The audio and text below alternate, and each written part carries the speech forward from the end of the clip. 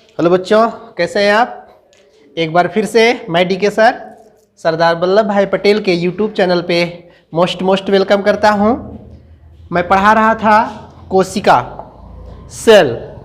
कोशिका में बताया गया कोशिका क्या होती है, इनकी खोज किसने किया था, कब हुआ था, किस कोशिका में हुई थी। उसके बाद पढ़ाया गया कोशिका कितने प्रकार की होती है। तो कोशिका कितने प्रकार की होती थी बच्चों, 2 प्रकार की बताई गई। एक कौन सी कोशिका थी, प्रोकैरियोटिक कोशिका थी। दूसरी कौन सी कोशिका है, यूकैरियोटिक कोशिका। तो हम आज पढ़ेंगे कौन सी कोशिका बच्चों, यूकैरियोटिक कोशिका। यूकैरियोटिक कोशिका, यूकैरियोटिक कोशिका इसे बोलते हैं बच्चों, या सुकेंद्रकीय कोशिका। सुकेंद्रकीय कोशिका। ओके, तो जो प्रोकैरियोटिक कोशिका होती थी वो पूर्ण रूप से विकसित नहीं होती थी, लेकिन जो सुकेंद्रकीय कोशिका है वह पूर्ण रूप से क्या है, विकसित कोशिका है। ओके, तो आइए हम आपको पढ़ाते हैं कि सुकेंद्रकीय कोशिका को पूर्ण विकसित कोशिका क्यों कहते हैं। ठीक, तो बच्चों जो सुकेंद्रकीय कोशिका होती है इसको पूर्ण विकसित कोशिका इसलिए कहते हैं क्योंकि इसमें आवश्यक सभी कोशिकांग उपस्थित होते हैं। अब कोशिकांग का मतलब क्या है, तो कोशिकांग का मतलब मैंने बताया भी था और फिर से बता रहा हूँ। कोशिकांग का मतलब है कोशिका के अंग, कोशिका के अंग। और कोशिका के अंग कौन से होते हैं, जैसे माइटोकॉन्ड्रिया हो गया, गाल्जिकाय हो गया, एंडोप्लाज्मिक रेटिकुलम हो गए, केंद्रक हो गए, ये सब क्या होते हैं, कोशिकांग होते हैं। ठीक, तो ये जितने भी कोशिकांग होते हैं वो यूकैरियोटिक कोशिका अर्थात सुकेंद्रकीय कोशिका में पाए जाते हैं। यहाँ लिख दे रहा हूँ कि सुकेंद्रकीय कोशिका, सुकेंद्रकीय कोशिका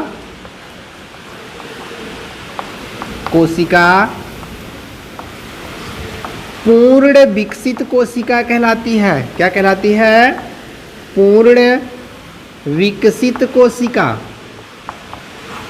कहलाती है।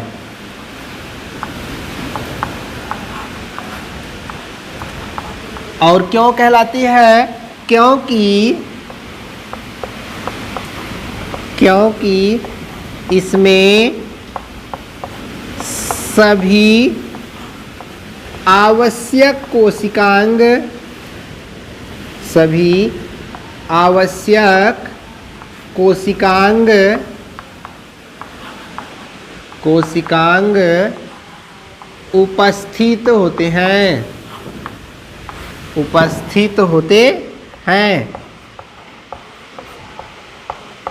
उपस्थित होते हैं।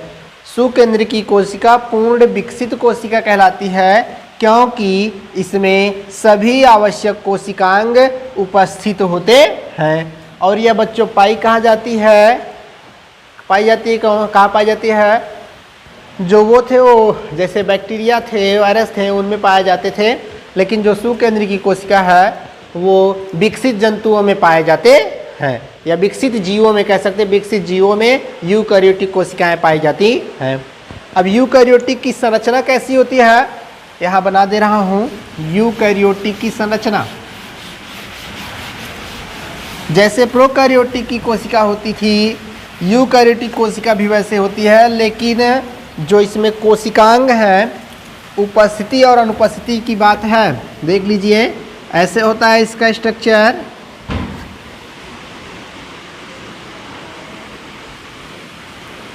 ठीक, और इस तरीके से बना लीजिए।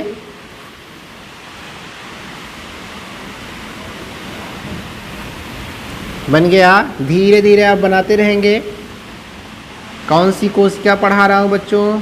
यूकैरियोटिक कोशिका। अब उसमें क्या होता था, ये आपका जो केंद्रक होता था वह पूर्ण रूप से विकसित नहीं होता था, अर्थात बिखरा हुआ पाया जाता था। ठीक। और ये आपका हो गया एंडोप्लाज्मिक रेटिकुलम। ठीक। और ये आपकी गाल्जी काय हो गए? प्लाज्मिड और क्लोरोप्लास्ट बन गया। बन गया। अभी माइटोकॉन्ड्रिया बचा है। माइटोकॉन्ड्रिया। माइटोकॉन्ड्रिया को और किस नाम से जानते हैं बच्चों? किस नाम से जानते हैं? कोशिका का ऊर्जा घर कहते हैं। कोशिका का ऊर्जा घर क्यों कहते हैं? क्योंकि इसमें सारी ऊर्जा एकत्रित रहती है। ओके। और ये राइबोसोम हो गए। क्या हो गए? राइबोसोम।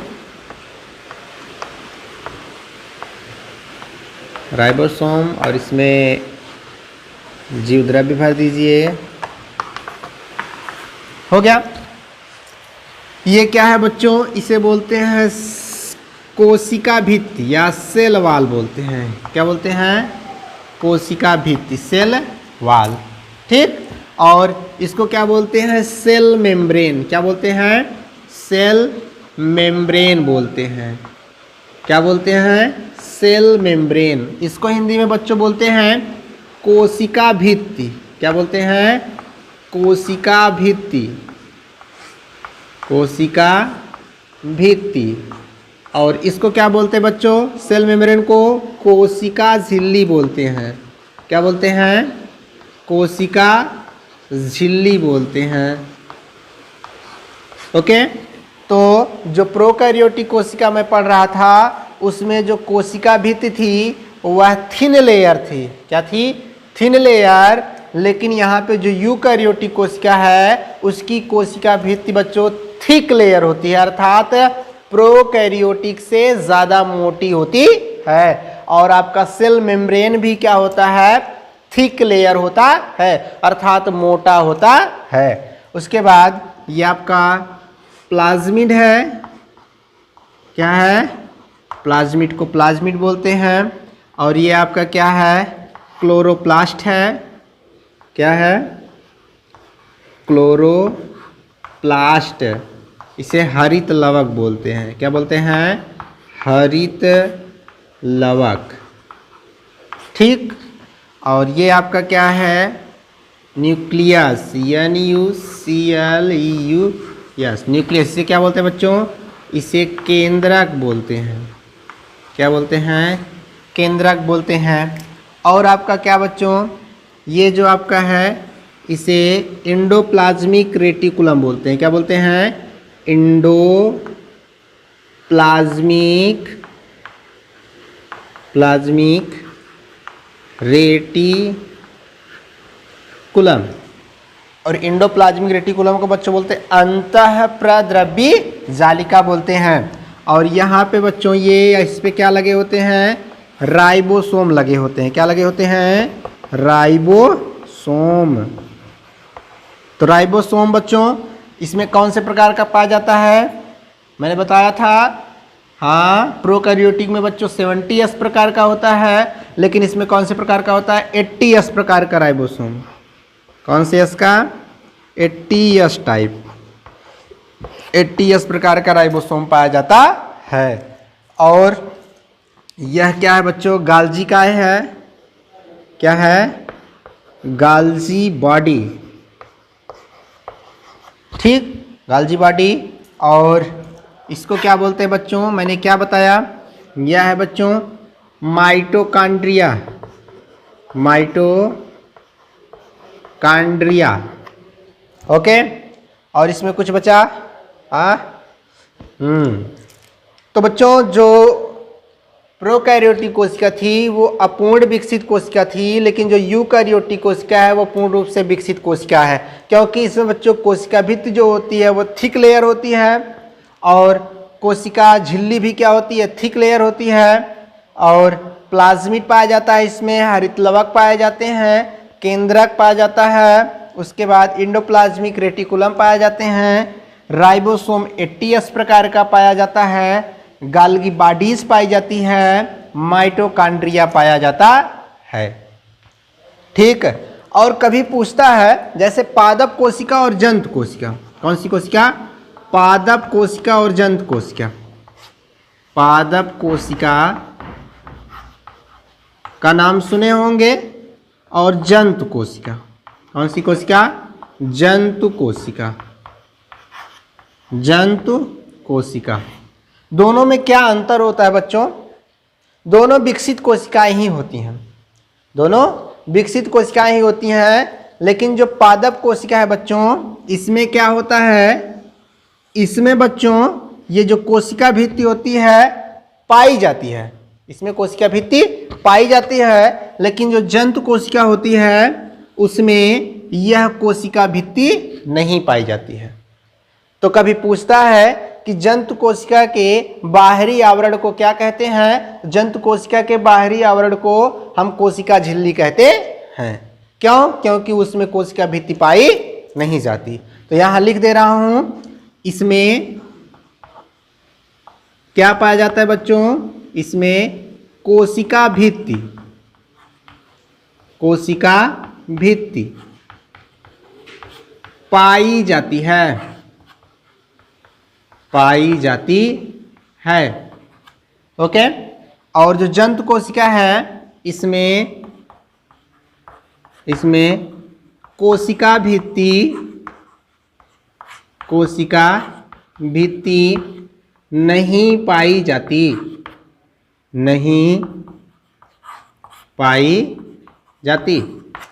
ओके, एक अंतर यह हो गया, और एक अंतर यह होता है बच्चों कि जो पादप कोशिका होता है उसमें हरित लवक पाया जाता है, कौन सा लवक पाया जाता है, हरित लवक, लेकिन जो जंतु कोशिका होती है उसमें हरित लवक नहीं पाया जाता। यही दो अंतर सबसे महत्वपूर्ण है कि जो पादप कोशिका होती है उसमें कोशिका भित्ति पाई जाती है, लेकिन जो जंतु कोशिका होती है उसमें कोशिका भित्ति नहीं पाई जाती।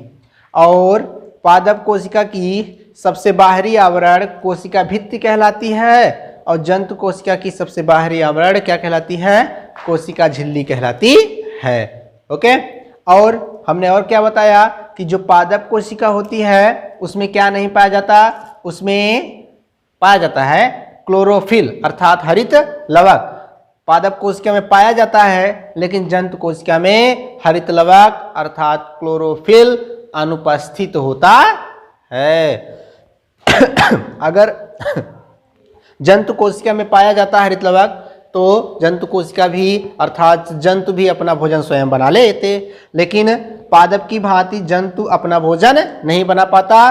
क्यों, क्योंकि इसमें हरित लवक अर्थात क्लोरोप्लास्ट अनुपस्थित होता है। दोनों अंतर समझ में आ गया कि जो पादप कोशिका होती है उसमें कोशिका भित्ति पाई जाती है, लेकिन जो जंतु कोशिका होती है उसमें कोशिका भित्ति नहीं पाई जाती।